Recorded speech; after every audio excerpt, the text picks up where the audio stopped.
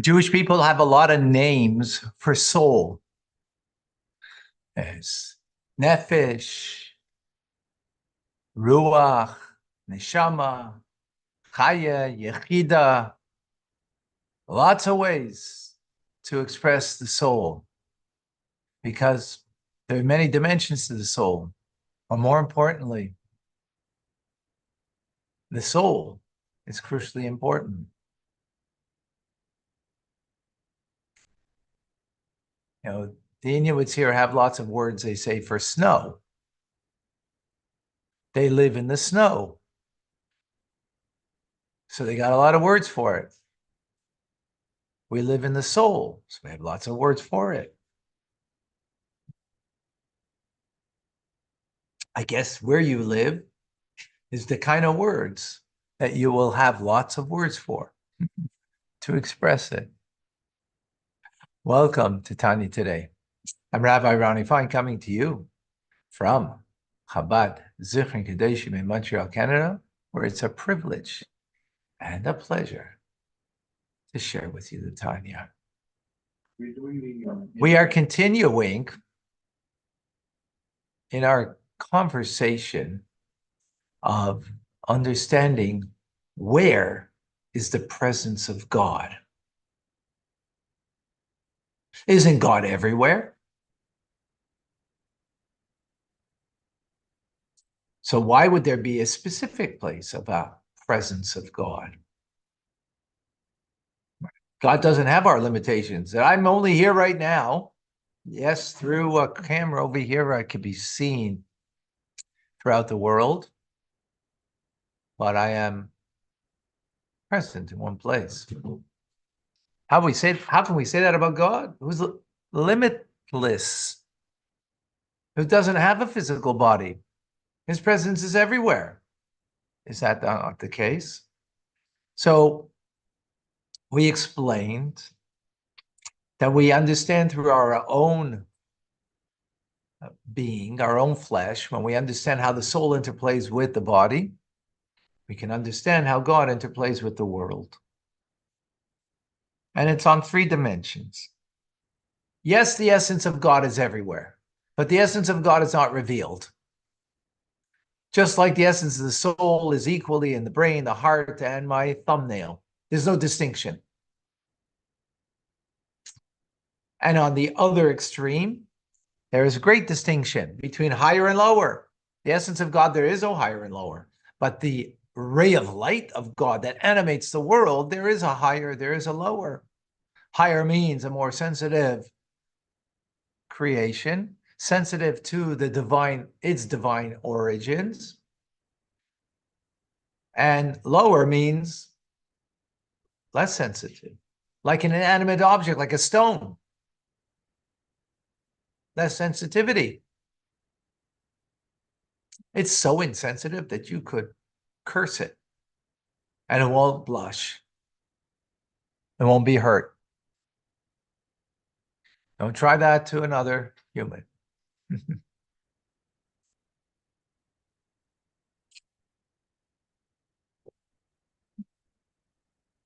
So there is a distinction there. But chapter 52, we now come to the other part of the metaphor. There's the essence of the soul. There is the soul, the way it functions, that the eye, the soul gives vitality to the eye to be able to see, to the ear to hear, to the arm to act as an arm, and so on.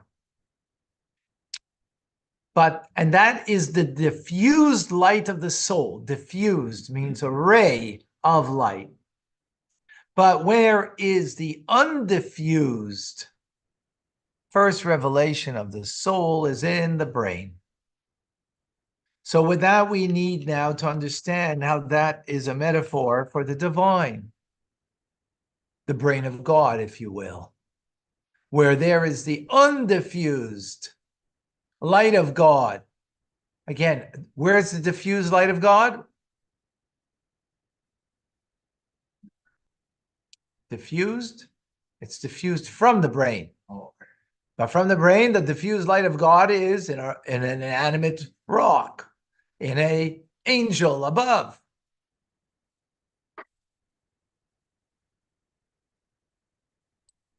There's a distinction. But that's a diffused light, a ray of light. Right? Is that clear? But the undiffused, the first place of revelation of the divine, that's what we're talking about. So where is that? Undiffused vitality, just as it's in the brain. Divine intelligence. Well, what's divine intelligence? God's intelligence? His Chabad, wisdom, understanding, and knowledge, correct? That's the first revelation of the Ein Sof. And this is then clothed in, of course, Torah mitzvahs. And Torah mitzvahs. And it becomes the general source of divine flow from there into the worlds. It gives vitality to all of the distinctive forms of creation. It's the source of the diffused glow that shines forth from the source. The source is the intelligent, divine intelligence. And from that source, it is diffused a ray of light into all the different forms of life. Is that clear? Now, what is the name of this?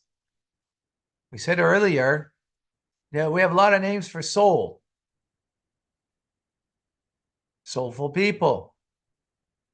But we also have a lot of names for this level of the divine. When it comes to anybody here? Intelligence? Anybody? You're with me? Yeah. So in this level, we called it already divine intelligence. Yeah. That's right. We called it divine intelligence that is expressed in Torah and mitzvahs. That's the undiffused stream of vitality that descends to all the worlds, right? This, let's just listen and let's follow. Let's not ask anything. Let's. It's just an indication that you're not following. Okay. I mean, you're following what you're following, but not what we're teaching. Okay. Yep.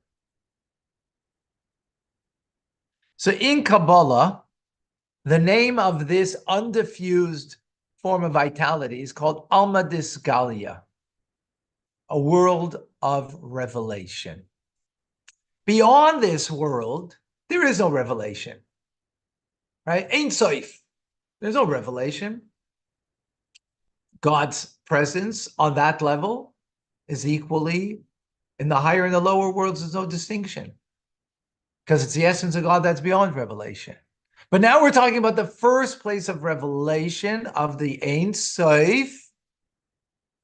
That is the divine intelligence, the brain as we call it. Like in the metaphor, it's the brain where the undiffused soul is first revealed. So this is called in Kabbalistic jargon, the world of manifestation. Why is it called the world of manifestation? Because it's the first place that God is manifest. Can we just take it step by step, please? Okay. Okay. No, but okay. No. Let's take it step by step here. What in your brain? Okay. Not in the mouth. Do it in the brain, then the mouth will be okay. Okay. Yeah. Another term that's used for this level is called matronisa, queen. It's the queen. Right. As opposed to the king, which is a Kodesh Baruch Hu, Kodesh the queen. Right. We'll explain this in a moment. Another term that's used for this level is called Ema Tata, the lower mother. Right? The lower mother, because there's a higher mother. Higher mother refers to Bina, understanding. And the lower mother refers to Malchus. Okay? The nether mother. We'll explain all of this. And finally, in scriptural terms, it's called Shechina, which means indwelling. As God says in the verse, right, when he tells us to build a home for him, he says, V'shechanti b'seicham, and I will dwell among them. So now, why all these four terms, and even a fifth with the word malchus? Just like the soul has 5 levels, they all express a different aspect of the soul. So here we're explaining how God is manifest in an undiffused way, right? Undiffused. What's the metaphor for undiffused light? The sun, the source of light, as opposed to the ray of light that comes from the light. So first we call it a revealed world, because what's happening? It's coming from a non-revealed world where there's no revelation. When we speak about the essence of a person, the essence of the person is beyond any form of revelation. Because the moment you pinpoint and give a description, well, that's a revelation of that aspect of the person. Oh, he's so kind. Oh, he's so wise. He's so this. That's a component of the person. It's not the essence of the person. The essence is beyond any kind of description. Like the soul is equally everywhere. The essence of God is equally everywhere. But that's not revealed, it's concealed. Then comes the first revelation of God in an undiffused, right? This world, what we experience is diffused light, ray of light. We don't experience the sun itself. We experience the light of the sun, which is only a diffused ray of light. Likewise, in creation. So in the undiffused, revealed world, the first element from in that revelation is the queen. Why the queen? Is it because the queen takes care of the household, the palace, responsible for the palace, the overseer of all, of everything that needs to be implemented in the palace. Just like the undiffused light of God is the source, right? Remember, this undiffused light of God, what is it? It's a source of vitality, just like the sun is a source of vitality for this world. The undiffused light of God is a source of vitality for all of creation. In that, that's the first revelation of something of God. In that, the first level of that is the queen. The queen is the overseer of all of the needs of the palace, of the household. What household are we talking about here? Creation. God's creation. Right? That's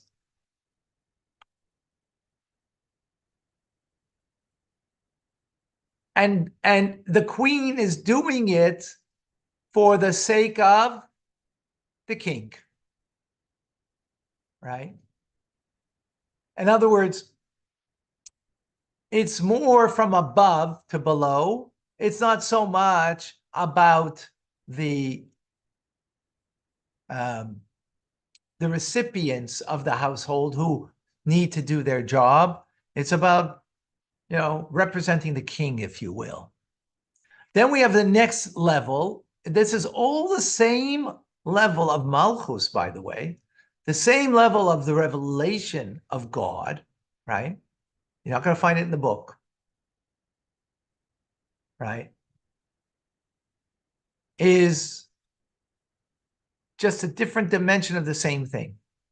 The next level is called nether mother, the lower mother.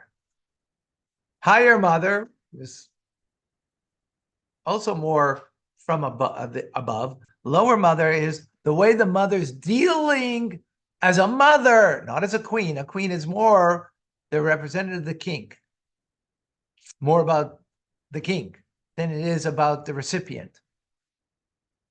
The mother is all about the recipient, the child, right? Here in the metaphor, creation. In creation, the mother, how the mother is particularly there for creation. That aspect of the divine, undiffused light that we're talking about, metaphorically like the sun, that is there now for the aspect of as mother is there for the child. So this level of the divine is there for creation, concerned with the particulars of creation, not in creation. And then finally, we have Shekhinah. Shekhinah is even bringing it down lower than mother, because mother is still mother, not child, right? But mother for the child. Queen is queen for the king. Mother is for the child. Then Shekhinah is the indwelling as it is from within creation. How the undiffused light is already now coming to have an indwelling within creation, within the child, so to speak. Now, not mother to child, but how the recipient creation is affected, shall we say. That's called the indwelling, and that is the final level. All of this is Malchus of Atzilus in Hasidic jargon. But we had here all these different explanations, right? To give us a deeper understanding.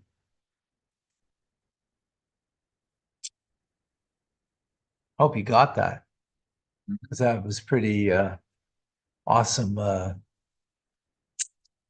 metaphor of understanding. I just want to bring out a side point over here.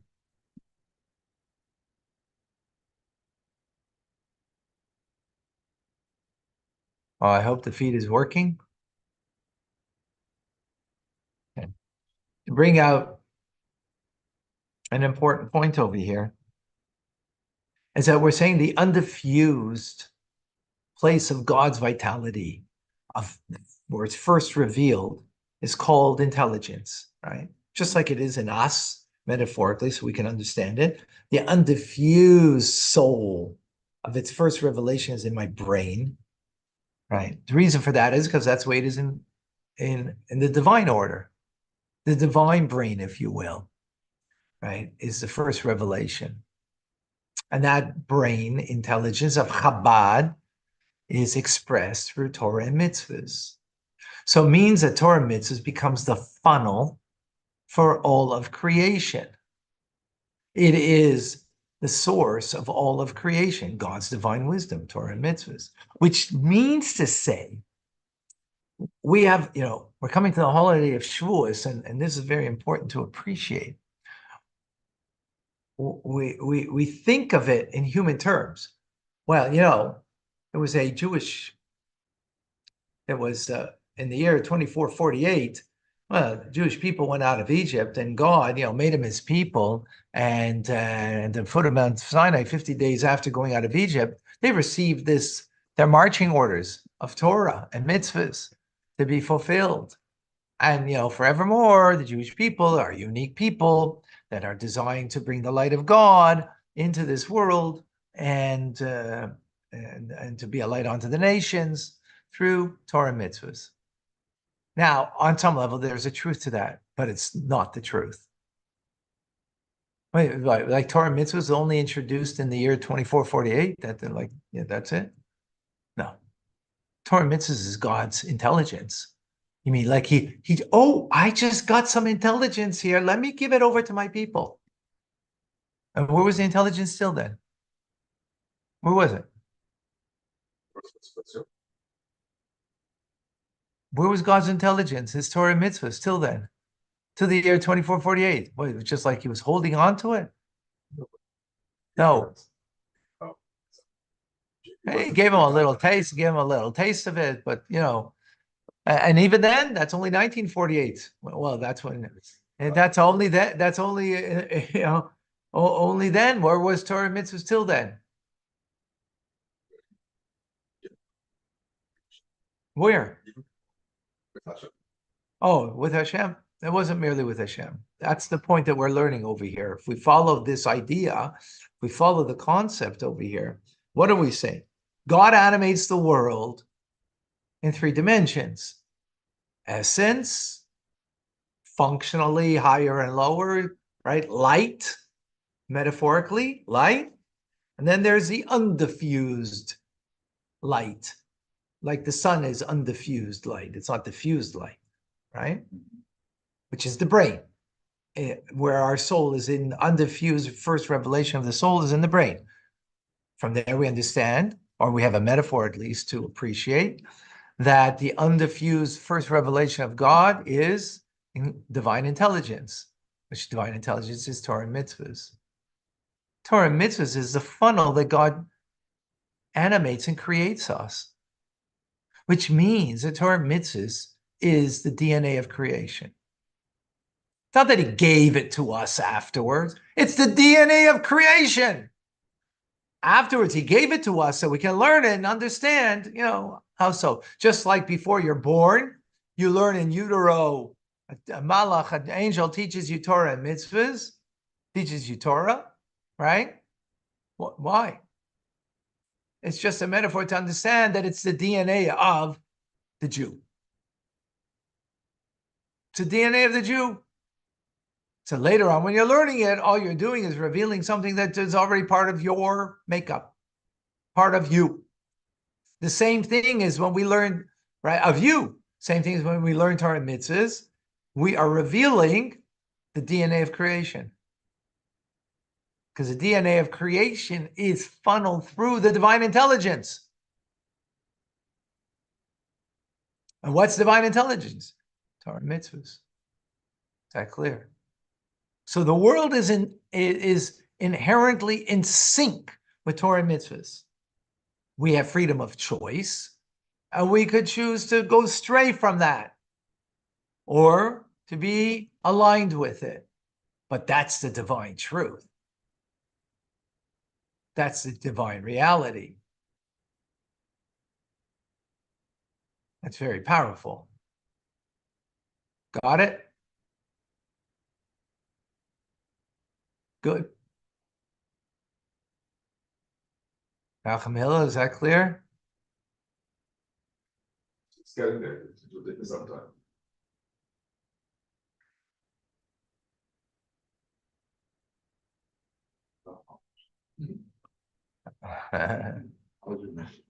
All right, Vida, Trisha, they got it.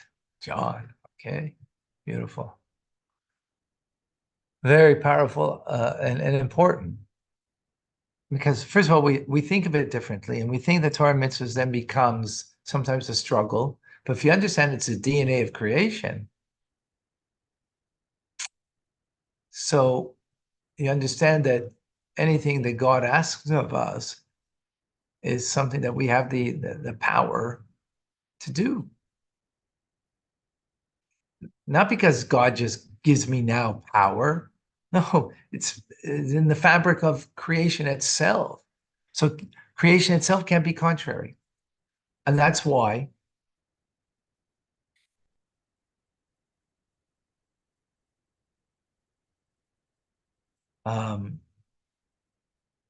like even when it comes to what's going on in Israel today, we have to follow the dictates of Torah. We follow the dictates of Torah, then creation has to submit to it, because that's the inner truth of all of creation. But when you say creation has to submit to what's going on there, what do you mean specifically? It means it's going to go according to what Torah says. Now, if we do what's right, all evil will be obliterated and good will flourish. Okay, that's already, some yes, some not. Like everything, right? You're playing safe. Not playing safe. That's just, the reality, the truth, right? The point over here is to appreciate the truth and then live more with that truth, right?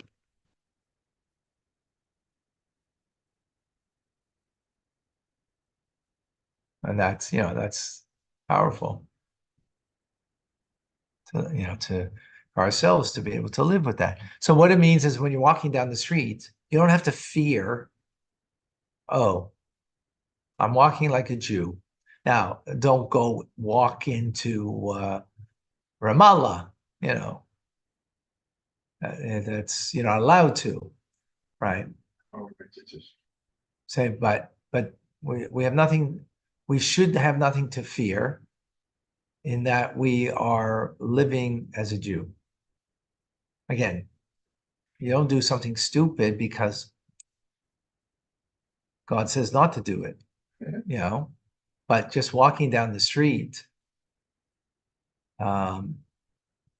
is, the DNA of the world is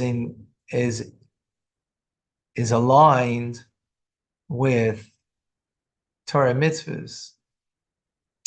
Now, people have freedom of choice, and therefore someone could start off with you. I'm not suggesting, that, there's not anti-Semitism. There is anti-Semitism. There are, terrible people doing terrible things. Absolutely. But that doesn't mean we have to be frightened. No, frightened means there's light, there's dark, there's good, there's evil. And if I come in touch with the evil, no, there's only God. There's only the DNA of God creating the world. Yes, God gives vitality to Sitra Achra, to the other side. But the only reason he gives the vitality to the other side is what with the Farbringen on Shabbos, is in order that I should do the right thing. Not because it's a reality. No, because there's only one reality, is the DNA of creation, which is the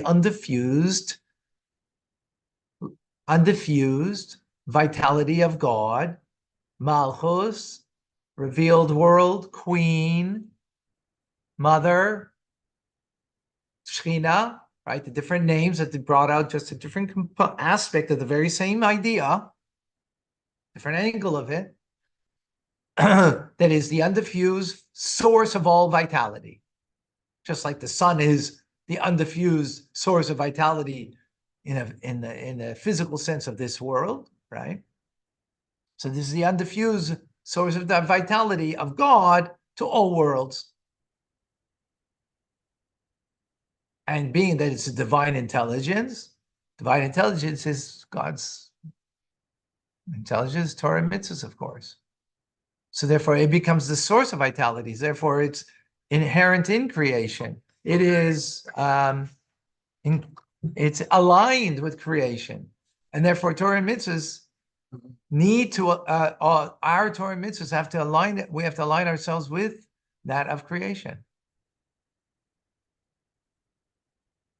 So Patricia is asking, absolutely correct.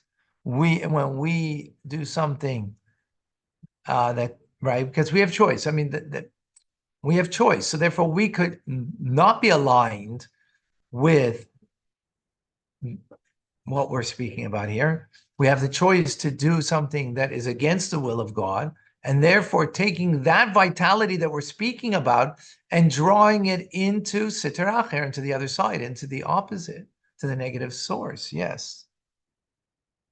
Absolutely. But that's incongruent with the divine order of way God wants things.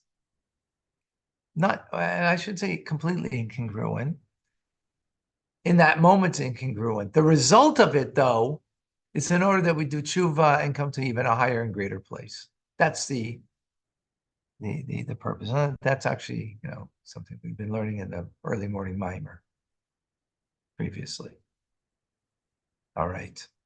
Thank you, Patricia. Good question.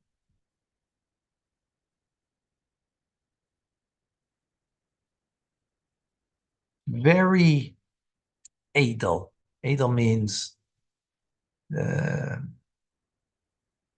refined idea. Very like, ooh,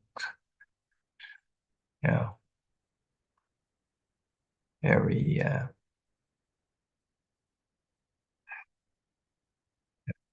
got to be really paying attention in order to get this. Otherwise, it's not so simple. All right, folks. Rambam coming up. I'm Rabbi Ronnie Fine, coming to you for Chabad Zich and Kadesh in Montreal, Canada. It's a privilege and a pleasure to share with you, Tanya. Have an amazing, great day. Thank you. And we have GLI tonight. Anybody interested, wants to be my guest, you have to private message me.